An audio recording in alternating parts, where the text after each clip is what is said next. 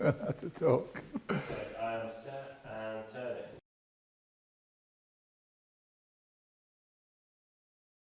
Baker's jackets. David, let's begin. So talk us through the design evolution of this best-selling piece from the beginning. Okay, so I guess it was my version of a chore jacket. Yep. Purely from a naming point of view, it is our chore jacket, but I didn't want to call it chore jacket. Too many chore jackets in the world. Yep.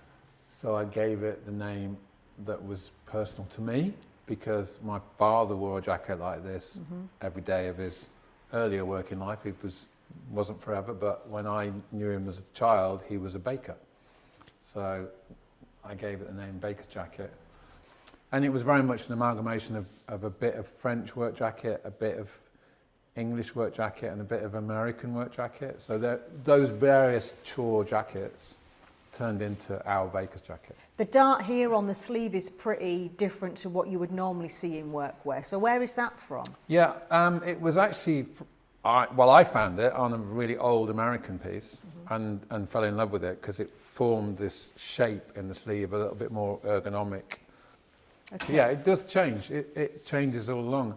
And sometimes you make quite big changes, but it still feels to me like it's come from that Baker's jacket, which is why we have a Baker's chore and a Baker's Norfolk jacket and a simple Baker's jacket. They're all coming from the same place, but they are evolving.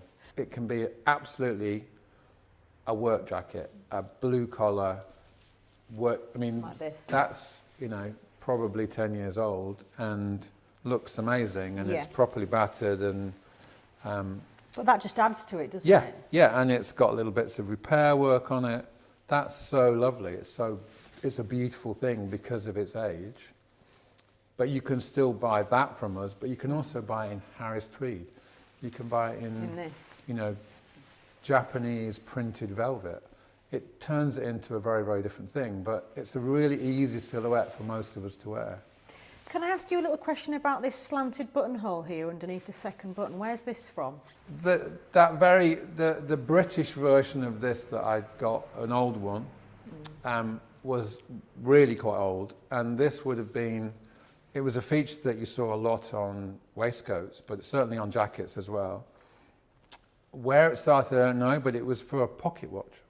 Ah, wow. So okay. You'd put your watch in the pocket, Yep. but if you were a doctor or an engineer or a baker, you might bend over, your watch falls out, you smash your watch, it's probably cost a month's wages or something, so you had it on a chain, and the chain went through the little hook, so it would never drop on the floor. And you've kept that throughout all of them? Yeah, it's just a beautiful thing.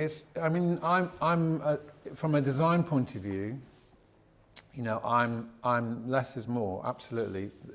Under design, don't over design. But sometimes a little feature is just a beautiful thing. Even if it's just decorative, it can be a beautiful thing. If you think, we've got that now, move on, you're getting boring,